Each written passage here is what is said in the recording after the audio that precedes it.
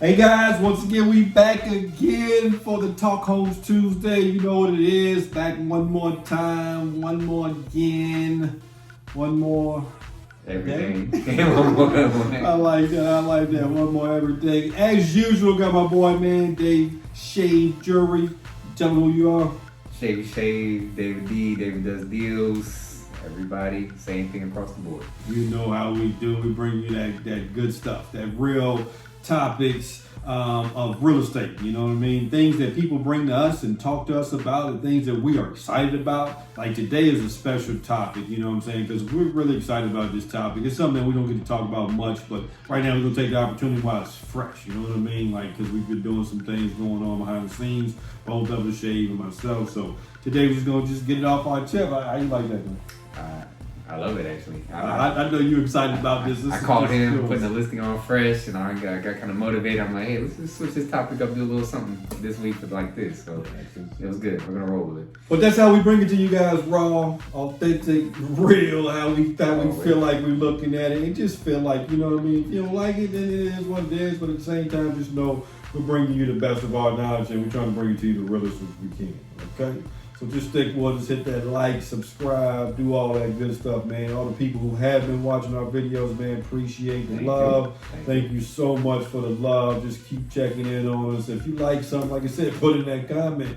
Ask the question, man. It doesn't matter where you are. Just because we're talking about South Carolina real estate doesn't mean that we can't help you figure out the answer to a question in California or anywhere, you know what I mean? I'll go to Alaska, you know what I mean? I will try to find out because, you know, we do have a great company that we work for, Realty One Group, work with, I should say. It's never for, but it's with Realty One Group, and we can find out the answers that you might need in your area. So feel like you can just go ahead and ask those questions, ask away. You agree, my man? 1,000%. You ready to get into this thing? Yeah. All right, so today we're talking about listing things. And I call it listing things because it's a lot of different things that you can put into a listing. But these are some of the things that stuck out to my man Shave right here. He definitely wanted to really talk about today. And I'm kind of hyped about this because it's about to be really, really good. You know what I mean? Really, really good. Y'all sit back and check it out, though. So let's start it off. All right, Shave. So how can we, as the agent, get prepped up for a listing? Well, special topic of mine. So getting prepped up, first of all, is talking to people, meeting people, conversation with people, deep, and then you get a listing. So once you think you can get a listing or a listing appointment or a listing attempt, whatever you want to call it, because it ain't a listing until you get the dotted line signed and you get it posted and it's active. But yeah, so getting prepped up, basically kind of understanding your market, which Marcus always says, just know your area, know a little bit about it. So when you're having these conversations with people, you know, you don't sound like you're uneducated or you don't really know what you're doing, because that's not going to give the consumer, you know, confidence in you for them to allow you to sell their home. Right. So prepping up is just know something, a little bit about everything, you know, somewhere, some way, or, you know, just kind of mingle and jingle it until you actually make a click, and then do your research when you do actually get that person and get that contact and get their, you know, their whole contact info, get back to them and then shoot them a little bit of something that you kind of learned, and then they can feel a little bit better about you. So getting an appointment per se, you know, you show up wherever you're meeting at, the actual property itself, you know, preferably is what I like to, is because then you get to see the quality of the home. You get to see where it is. You get to see kind of the comparables that you've been pulling and the stats that you've been pulling from other solds or previously actives, and then you can kind of guesstimate of what's going on between what you're about to do and then what is really going on in the market at the moment. So knowledge is everything. Experience, you know, it comes with knowledge and vice versa. So get in there and be confident. Whether you really are, you're really not, you're kind of anxious, you're kind of nervous, you don't really know everything about the property, the neighborhood, the numbers that you're going to present. Just be confident with it, and then feel the seller out, and then y'all come to a happy medium where both of y'all feel good about it, and then they actually do end up signing the papers with you. Because most sellers, if they're smarter, they usually do a couple of interviews with people just to feel them out. Because of course, most agents are going to price gouge their commission. They're going to, you know, give you the Walmart, you know, everyday low prices, and they're going to cut it. But just represent yourself and understand why you're not going to cut your own throat, and what the quality that you're bringing to the table and why it's worth that much, and then stick by it. And that's it. I like this guy. He over there. He's trying Sorry. to build a team. There's- Some of y'all new agents better come out. There's just so much stuff to say, and it's like these videos we get so hyped, and you know, me and my man, we always just kind of like ramp up and keep it real with you, and just go off the hinge, and it's like, you know, I wish I could just focus in and like tell it, but that's not how we are. That's not what we're gonna do. We're not scripted. We just go with it. Facts, because hey, excitement is everything. Yeah, man. I'm I mean, hyped up right now. the same excitement my man got right now for this video, he's gonna put the same excitement into going to that listing presentation. That's what it takes, man. Everything he just said. Sometimes I ride out 2-3 days in a row just to find out new things in the area. Yeah, Even same. if I know that area. You know what I mean? So I just want to know, hey, something new might be going on. They might be doing some new builds down the street. You know what I mean? Hey, Which we they might are. have to do some comparisons. Yeah, we Which might they have are, to right? let's Ready for recheck him. everything. Yeah. Yeah. Let's recheck everything. So I just need to know, like, hey, you know, let me find out what's going on in that area so I can get to my customers, my clients, and just let them know, hey, this is what's going on in this area. This is the new thing. Maybe it can help us. Maybe it can hurt us. You never know. Yep. Some things do hurt. Yep. You know, the area. It just depends on what's going on. So make sure you take that time to get out there, take a look at the surrounding areas. That way, when you are in that presentation, you are as confident as possible because you've seen it with your own 2 eyes. Mm-hmm. Think about it. Do you believe something just because somebody said it? A lot of times, the only person I believe in this situation is depending on is the people that I'm in a group with. Realty One group, Docs. I trust those people because I don't feel like they're gonna lead me astray per se. You know what I mean? Mm-hmm. But outside of that, I don't know if I'm gonna trust this, somebody else from a different place because I don't know. I mean, they don't have my best interest. You know what I mean? So if I go out and look at it, or Shane goes out and look at it, or anybody else that might be in Realty One group, they go out and look at it. All right, Marcus, this is what I found out. And just a side note, real fast, shout out to Lisa Smith. Hey man, she called me the other day. Client of mine had called her, you know what I mean? It was just like, hey, what's going on, yada yada. And she was like, look, let me tell you something. Marcus is a really good agent, and I would advise you to stick with him because he knows what he's talking about. The agent called, and she called me right after she talked to my client because he went through another thing and. He didn't know no better when it came down to it. He just went ahead and just said, hey, I was just looking, I'm throwing in searches. I'm just trying to figure out where I want to go, where I want to be. And I can understand that. Like I told him, man, just understand, talk to me. Let's keep an open communication going. I'm a communicative guy. But she had called me and she said, Marcus, this is, I'm pretty sure this is one of your clients. This is what I let him know. And I said, I appreciate that. So big shout out to Lisa Smith, man, for doing that. And, she's part of the Realty One Group family. You know what I mean? And that's family. That's family. She could have easily said, no, dude, I'll chop your head off and, let me deal with this client. But, that's good stuff. So shout out to Lisa Smith. I'm sorry. I just had to say that real quick while I was thinking about it. But, just being prepared, just going in with confidence and knowing things like that, and having a big team helps us stay confident because what I might know in Florence, he might not know, but what he might know in Lawrence, I might not know. So you know what I mean? We stay constantly in contact. Communication is huge when it comes to prepping for that listing. You know what I mean? So, you got some metal? Go ahead, brother. I was gonna say this real quick, and we can get on to the next.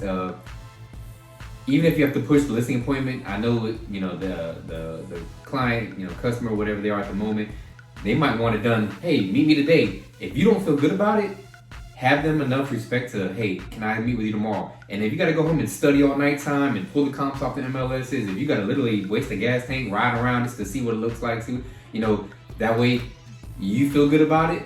Don't go in there just trying to get a deal to do a deal. Mm-hmm. So literally, I would think that the people respect you enough to actually put them on your time when you know a little bit more and you have a little bit better answers for them, and then that's going to give you that much more confidence. So don't feel bad if you have to push things off. That's a good point, bro. I like that. Sorry, it's like one that. of my little niches. No, that was a good point to make. I mean, a lot of new agents wouldn't even know that, bro. Yeah. They really wouldn't know that. So I'm not mad you pointed that out. That was great. All right, let's get on to the next one so we ain't long-winded today. All right.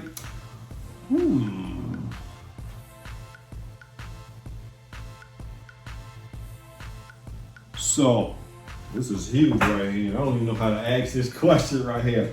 But knowing information, all right? So who to ask and what to ask about. Okay, so listings. I'll start. So I guess when you actually get to the house and you start walking around, some people want to walk around, some people want to do it at the end, some people want to start numbers and commission right out the gate. Just kind of lead the path. if you don't want to talk that, my strategy is a little differently. I like to get all the numbers out at the very end. That way, the things and stuff that I'm asking while I'm sitting down, I'm already getting motivation. I'm already getting the answers with, like basically subconsciously asking them, and they're kind of already telling me what I want to know. So that way I know how to approach it at the very end, and I already know their sweet spots and their soft spots. So what knowing to ask, biggest thing out the gate for me is, if you've never met these people before, clearly just go there and kind of, talk, see if y'all have a boundary where y'all can relate to, a common ground that y'all can link up for interest. That way they feel better about you and they just don't feel like you're just an agent just to sell their house. Of course you want to be, the best business person you can be to sell their home, so that way they go with you. But at the end of the day, find a common ground. Yes. So it's going to make everybody feel more comfortable. It's going to make everybody just breathe a little bit better, and it doesn't feel like, you're just biting your teeth every day. You don't get an offer or don't have a showing. So it's like, it makes the whole thing go smoother. Yes. So getting there, I'm asking certain questions, which I'm not going to give all my nuggets out, but there's a long list and a million things that different agents do, night and day. So a lot of main things is here dealing with HOAs, after I've talked to them about, our relationship, or we have a common ground, or just, some pics about the house that I physically see. If we walk the home at first, I'm going to see what the good, the bads, the uglies, the things that are going to give us a better price point, the things that are going to drop our price point. I'm going to be already picking those things out just because of my knowledge and because I know pretty much a lot of those areas are. So I'm making mental notes, which I'm a writer, I'm old school. I always write things down on my little memo pads, So it's like I'm writing those things down, or maybe things that I see are issues or that could be improved after we have the conversation of what they feel about their home. So that way you're not bashing it, you're uplifting them, you're not making a bad situation sound worse. So it's like, don't pick it apart. Even if it's a fixer-upper, if it's a knockdown, don't pick it apart. Just take it for what it is at that moment, and then feel out what your consumer or your client feels about it, and then play off of them. It always works. So next, HOAs are big here. So through the conversation of this, talking about, typical details of the home, I want to find out about HOA. What are the bads? What are the goods? Are signs in the road that you're allowed? Are there, capital contribution fees, transfer fees? Are there going to be any kind of assessments coming up, or extra fees that pop up that the most people don't know about? Or, you allow certain things as far as like fencing wise, or changing structures, or add-ons, or sheds, and just the typical things that you don't think people will ask about, but I literally get asked every day. The first thing I get asked is, can we put up a fence? Yes. Can we put a basketball goal in? Can I put a pool in? Can I add a shed on? Can I put mother in the backyard? Yeah, can I add sweet. Yes. So it's like, these are things that, like, out the gate, if you already know the answers, when the time comes and you do know, or I can find that out.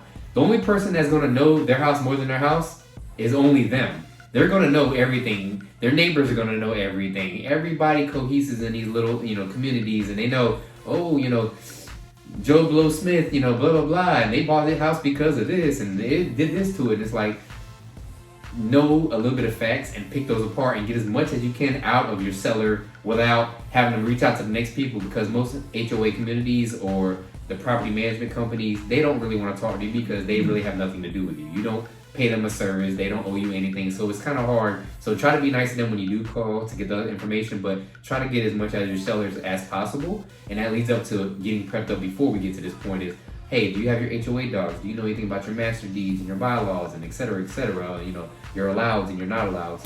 So I'll get that out the way, and then I'll get out, what do you feel is bad about your home? What don't you like about your home? What do you like about your home?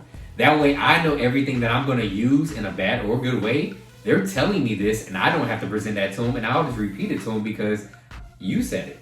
I didn't pick it apart. I didn't say that's going to make us more money or less money. You said it, so now this is the reasoning why we're going to be at the price point, or the reasoning why we're going to get to this offering stage, and then the agents are going to rebuttal me, or this is what they're going to, have their little 2 cents or talk junk about, and we're going to be ready for them. We're going to be ready to reverse it back on them. So that's where I'm at. I'm thinking of the stuff that what people are going to gripe about that I'm going to have an answer to, and then I'm going to have answers to why we are at the price, or why we're sticking firm, or why this is the way I did this.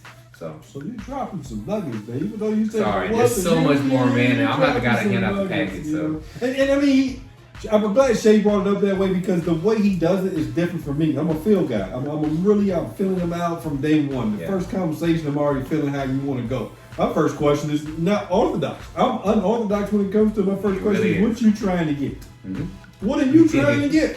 That's my first question out the gate because I want to know where's your head at. Okay, now I know where you're at. Well, that's cool. So now, just because I tell you that or ask that question, doesn't mean that's what you're going to get.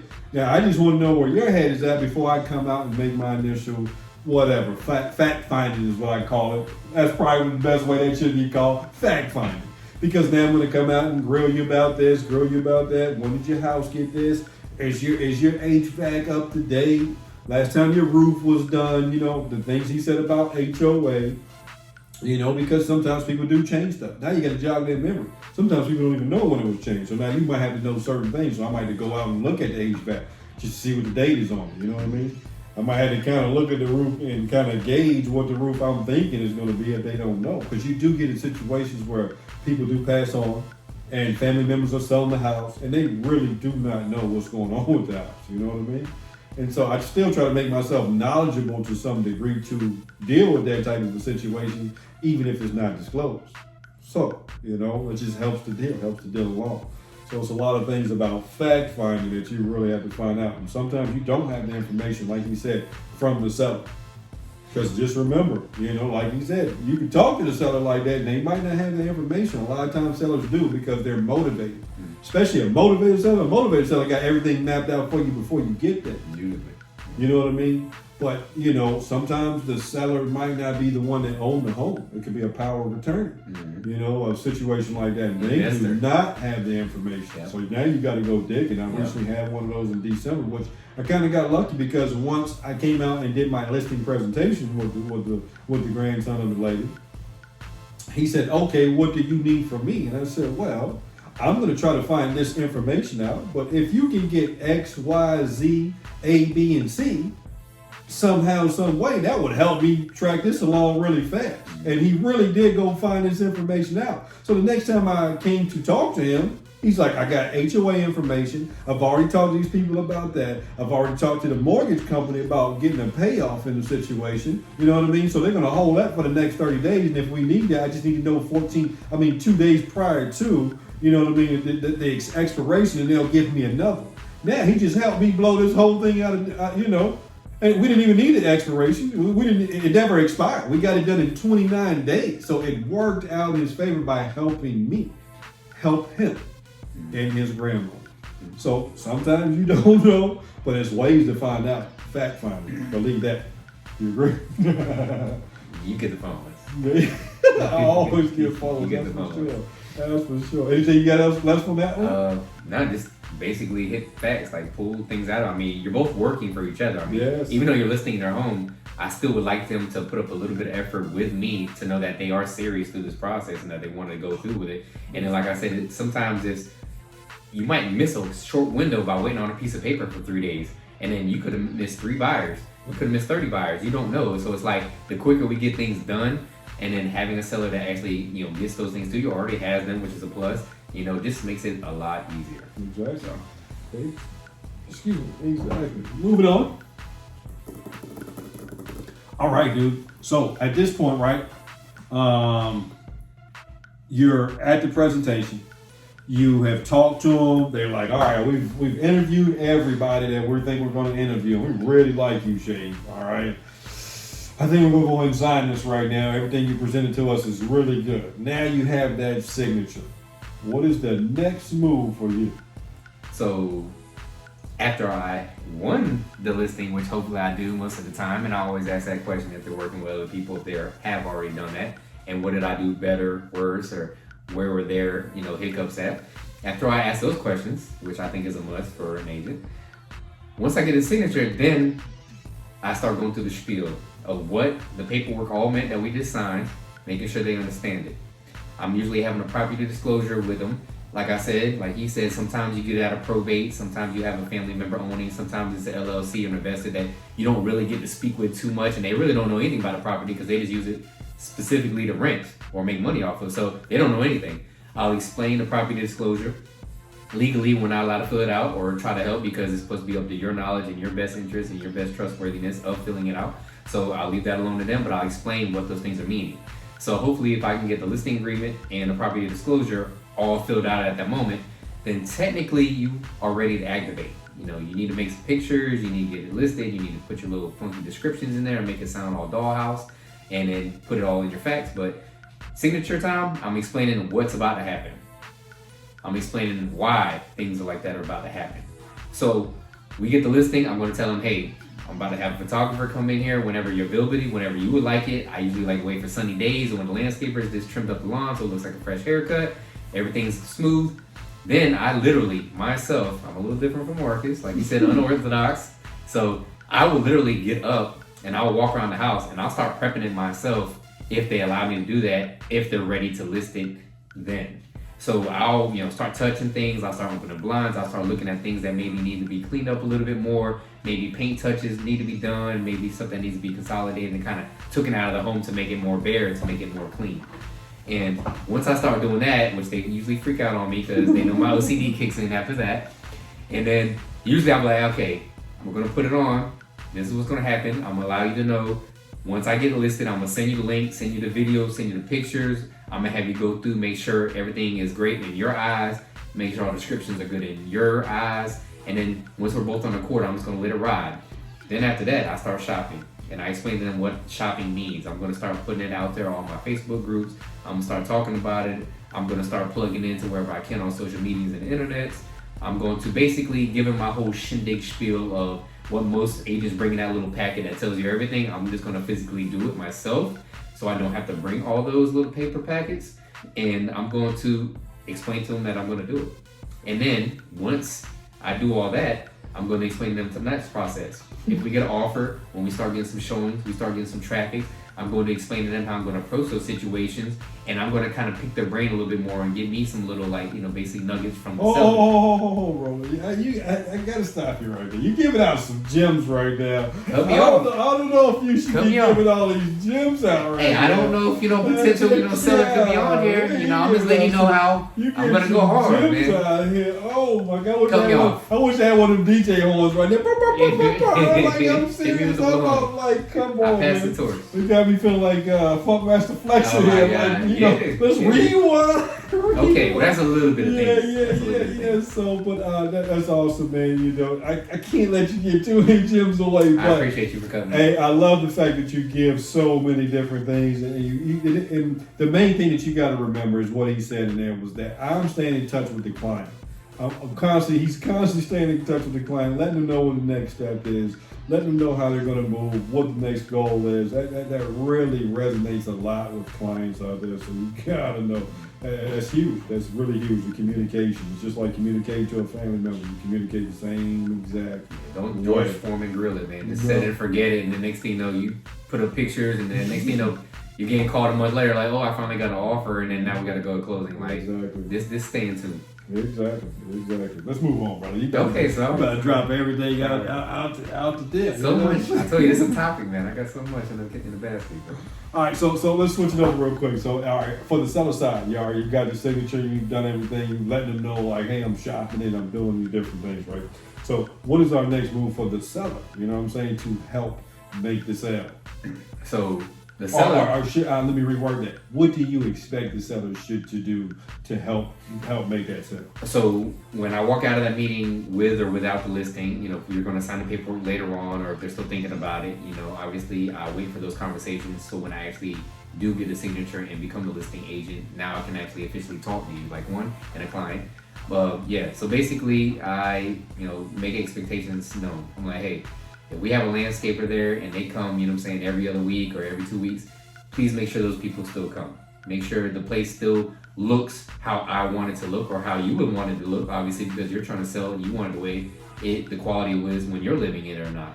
So I make sure that they keep those people intact. I make sure, obviously, if the house is power worthy, water worthy, it's not just a fixture upper or as is type condition, make sure we keep the power on.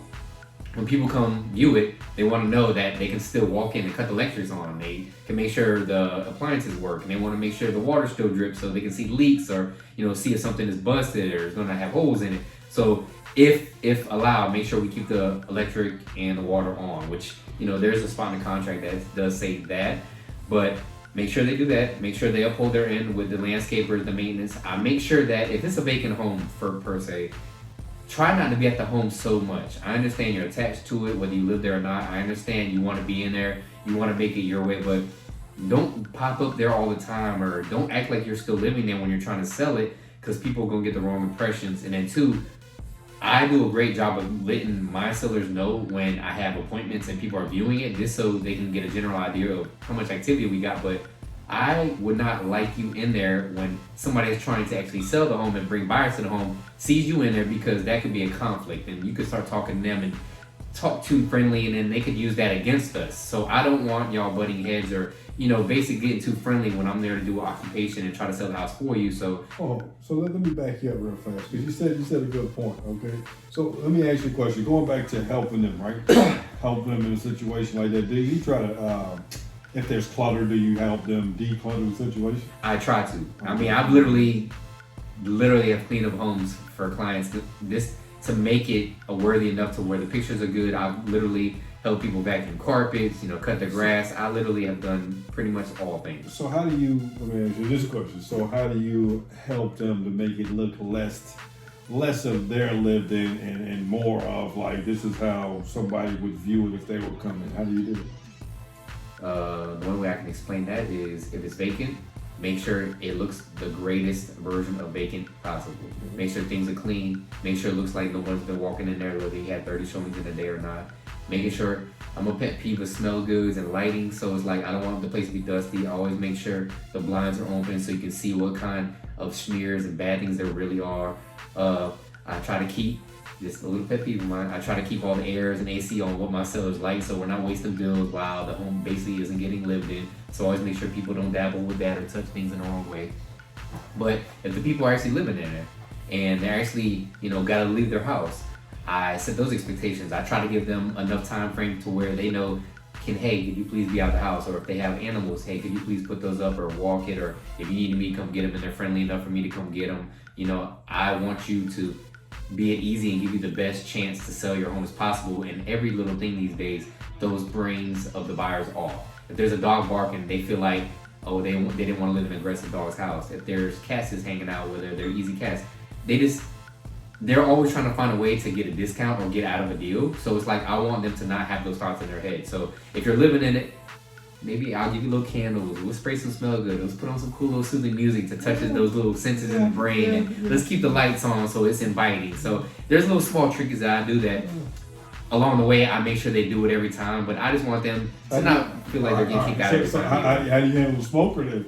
Because I've had that go across. There's no way to get around a smoker. I mean, once you're smoking, especially if they've been in there for years at a come, it's like, it's in the walls, it's in the ceilings, it's in the fans, it's in the carpet. If there's carpet, it's like, you can't get out of it. But I try to ask the people, obviously you can't kick them out of their house. It's their home. They still need to live in it. I don't want them to get out. But it's like, I try to ask them, could you do as much smoking outside as possible, so that way it gives us a little one up, and it's not like a fresh cloud as soon as the new buyers walk in. Yes. That's the biggest turn off for most people as far as animals and smoking. That's the biggest turn off. So try not to do it. If you do and you want to smoke it up and chimney it, I'm not mad at you. I don't discriminate, but let's then put a little candle in there. Let's cover up the scents. Let's spray a little extra smell good in there, and let's try to make it not be so cloudy. Turn the fans on, open some windows out so it does aerate it as much as possible. Or on the back end of that, if you know you're going to be smoking in there and you don't want to get out of your house with your dogs and they're tearing up stuff daily and they're mad because buyers keep coming in, then let's just ready to be, maybe give a little buyer credit or maybe a little seller concession. Or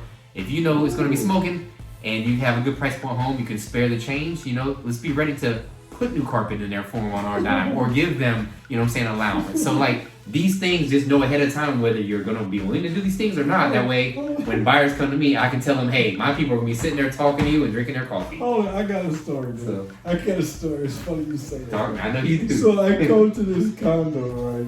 And I think I take my wife with me. And she's like riding with me for the day. And I think either I went there to go to a video, or I went there with I met a client there or something like that. Actually, it's my sister-in-law, so it's hilarious. So we all go there, it's a condo. And we get there and the house is immaculately clean, you understand? I mean, it's clean to the T. We were impressed how clean it was, It's smelling good. but you could tell the smell was covering up marijuana smoke. So it was hilarious, but the house was immaculately clean. They lit it incense. They tried to spray. It's like they took the showing appointment right away because they was trying to get that thing sold. But they had it clean. I cannot deny that. It's just funny to me because we walked in like, wow, this place is really clean. Okay, it's really clean.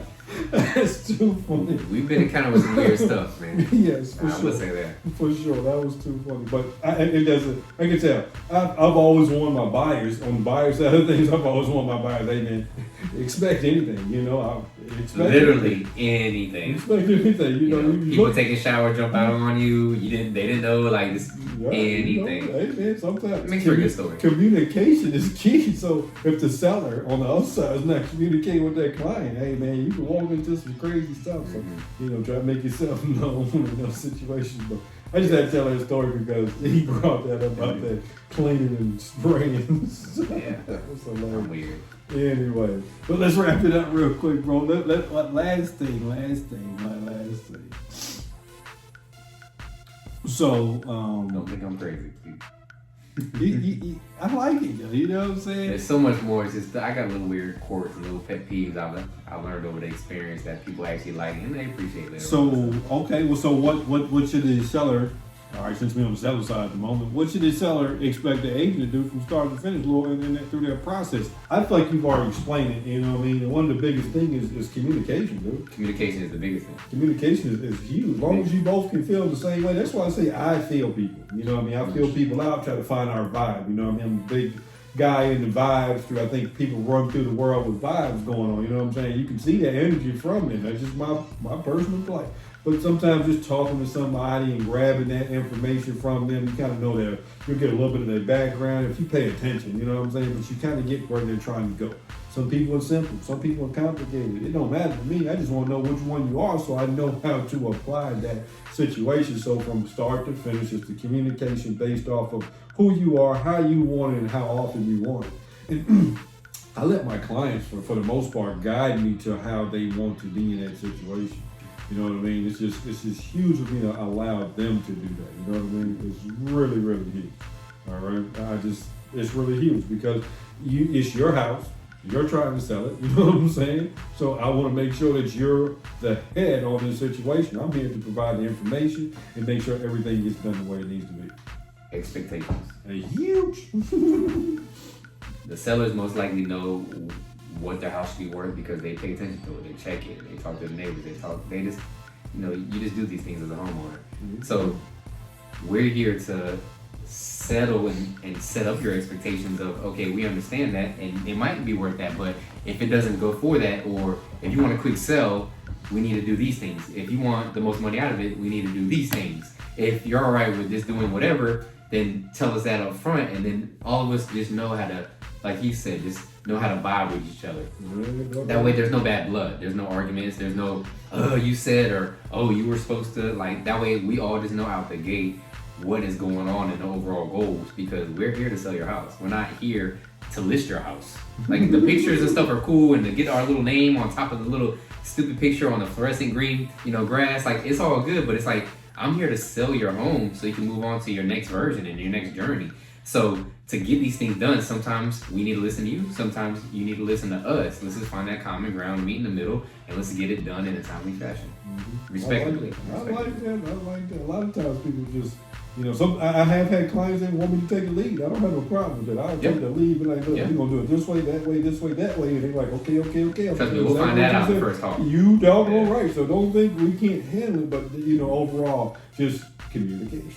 Communication. Some people move slow, some people move fast. You just never know what you're going to get, but you're going to be moving no matter what you want to come and go. It's like you said, selling your house. I don't care about just listening. I can put my picture on YouTube.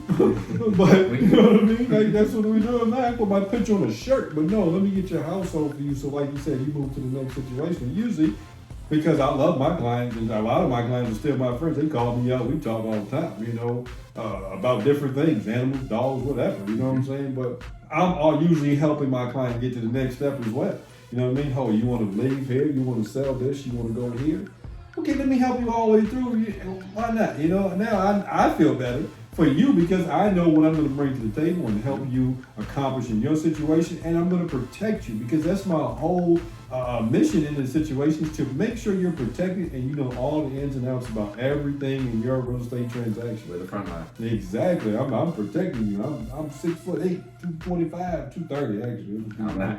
But you know what I mean? That's like me putting my arms out and saying, I'm gonna take all these bullets so you can just get around to where you need to be. You know what I mean? So that's me getting on the phone with the other side, even with this middle of negotiations, you know what I mean? And they don't want to see eye to eye, you know what I mean? No, let's talk about this thing, you know what I mean? Let's talk about this thing. Let's add on to what he just said is we do a lot of repeat business. Mm-hmm. You know, we don't just try to make a deal. We don't just try to use people for a deal. It's like we're trying to be there for the term of life. You know what I mean? We're trying to, most of his and my clients are friends before, friends after. So it's like he has a bunch of, you know, double bags. So he sells a house and he gets people to buy a house. And now they have that relationship grown because he did so well with selling the house that now they have that verbalized talk. They know each other's lingo. They know each other's situation. They know each other how to like play off, and when the bads and the goods come, they know how to rebuttal each other. So it's like that's what we're here for. I mean, we're in the business of people. It just comes along with a service that involves properties. Exactly. I got a guy right now. He be like, I'm not leaving my house. When they don't hit me up, like I just seen this house.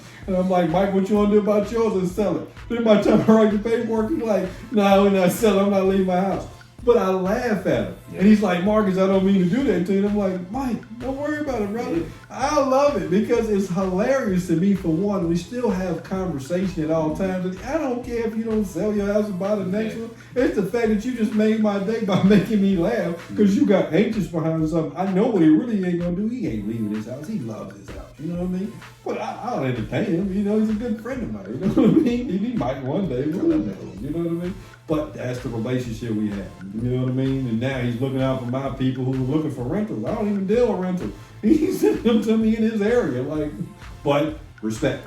Yep. Respect. You know what I mean? Loyalty and respect. Yes, for sure. You know, he's like, Marcus, I'm not dealing with anybody else. Perfect, dude. And you might not ever move again. But hey, we have that relationship. And I stop by his house often just to talk to him. So it's cool, brother. But this was a nice one, Shay. This was your deal, brother. I like I feel that. like I could have went 24 hours on this one. Hey, man, every situation is a long topic, man. That's why I said, hold it. Don't drop all your gems. You can't give it to these new people all like that. You know what I mean? Don't drop and if you want these services, hire one of us so we can give everything we didn't talk about and more today. That's a fact. But definitely comment, hit us up. I mean, we give our contact information on here every time we have an episode. So if you want to find out those other things, or if you're a new agent, if you're inquiring mind of, maybe listing your home or trying to buy a home, reach out to us. Reach out to us, man. That's why we're here. Let's believe it, man. As always, you can find me at Talk Homes with Marcus, Myrtle Beach Properties on Instagram. Shay, tell them where they can get you, bro. David does deals with a Z at everything. That's all social medias, Facebook, LinkedIn, everything. 843-798-0734. Shady Shady. 843-331-4185. It's the big man, the tallest realtor out here in these streets. Your boy, Mr. Marcus Waterson, professional realtor, man. We signing off, man. Check y'all next time. Stay tuned. Remember, like, subscribe, comment. Give us questions, man. Give us feedback. You don't like it, tell us. If you don't like anything we say, tell us we're wrong, man. I'll accept that. I don't care, man. But just throw it to us any kind of way. This is raw, authentic. You see me cut the TV off in the background. Just stop playing what I wanted it to play. I can't figure out how to work. Every week we get a little bit better. I don't care. You know what I mean? But the message is there. That's the most important thing. The message is there. That's what you're here for, man, to get that message about real estate. Hey, man, signing off, man, from your boy. Peace. Be good.